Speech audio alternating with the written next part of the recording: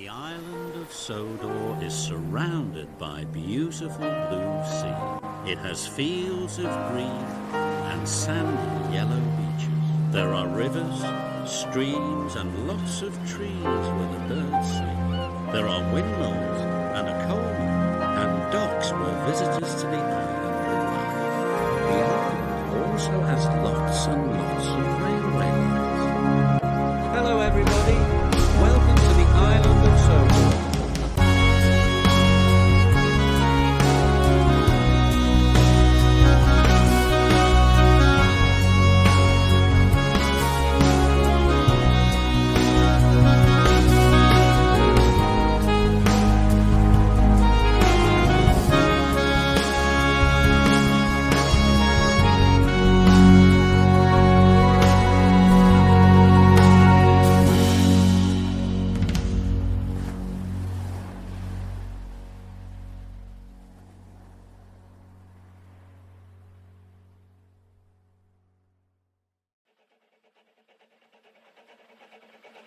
Story 2.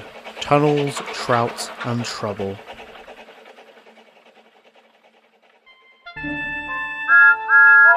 There was uproar at the sheds.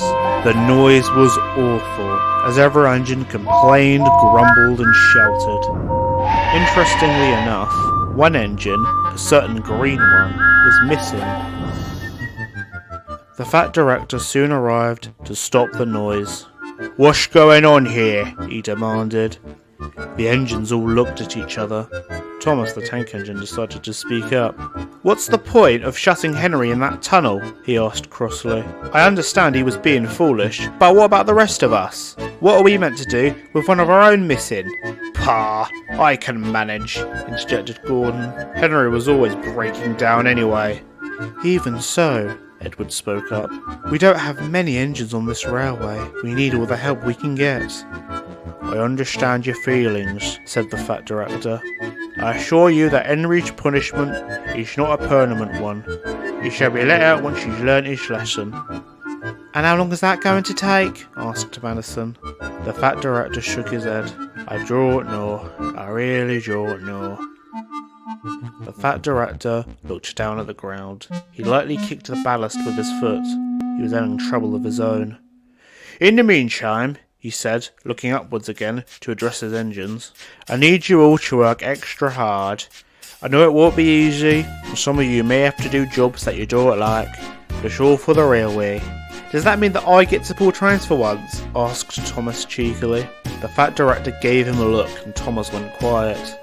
"I shall let you know if there are any changes to the timetable," the fat director went on. "In the meantime, you all best get some rest." And so the fat director left, leaving the engines not feeling any better. The next morning, the engines were still talking about Henry. Gordon, as usual, was being the loudest. "Fancy worrying over the absence of Henry," he declared rudely. "We'll be just fine without him. That engine has never done a hard day's work in his life." Madison was cross. She cared deeply for Henry. "You won't be saying that once they put you on a job that you don't like." "Oh, please," sniffed Gordon. "Henry had his uses, yes, but this latest stunt of his won't affect my timetable." "Puh, to stick in a tunnel like Henry did. Well, you'd never catch me acting so foolish." Madison simply gave Gordon a disapproving look, but had no energy left to argue. With Gordon, there wasn't really much point. Later, Gordon's driver arrived. He had news for Gordon. News that the big engine was not happy about. "Do I have to?" he moaned pathetically. "Yes, you do," replied the driver sternly. "Edward and Madison are busy with their own work. Those other blue engines, though, what are their names? Tweedledum and Tweedledee, they're away. And as for Thomas, well, he's needed here." "Now, it's not far from here, and it's only one train," explained the fireman. "Now come on, we've got work to do." And so, without much of a choice, Gordon sulked away towards the open line.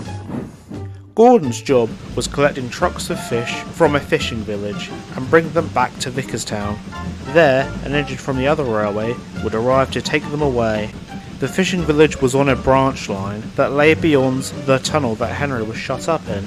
As Gordon went past, he shot Henry a dirty look. Henry peered out of the tunnel sadly. He wanted nothing more than to leave and pull his trains again. Poor guy. When Gordon arrived, he was hit with a strong odour, one that he had never smelt before.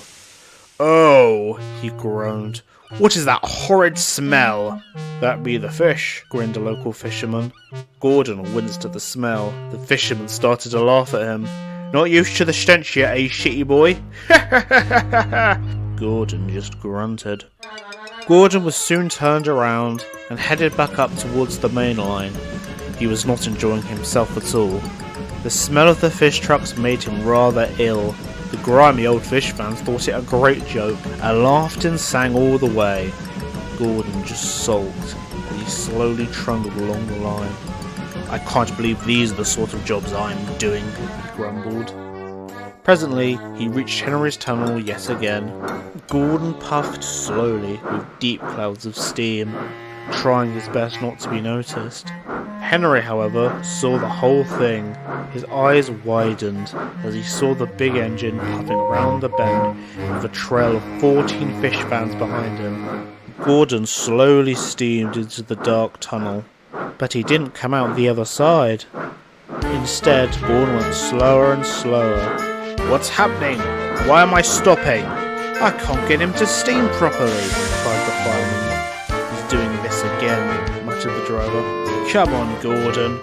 "Oh, for goodness sake, I am trying," snapped Gordon, causing soot to sprinkle down off the tunnel roof. "It's those smelly trucks." "If we can't get steam up, we'll have to get help," said the fireman. "I'll head to the signal box and call the yard. The fat director won't be happy." Gordon sighed. He had made a right fool out of himself. Then he heard something come from the other side of the tunnel wall. It sounded like laughing. "Oh, shut up, Henry!" "Make me." Unfortunately for Gordon, the engine to come to his rescue was Madison. She was quickly coupled up and took the train and Gordon down to Vickerstown. Once they arrived, an engine from the newly formed London Midland and Scottish Railway, try saying that 5 times fast, had arrived to take the fish trucks away. Madison was ordered to shunt Gordon back to the sheds.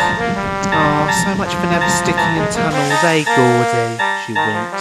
Gordon just rolled his eyes and looked away in disgrace.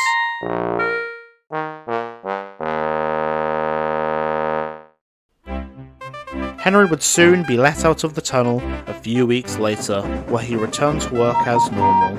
However, he was only let out when Gordon burst his safety valve and could no longer pull the express.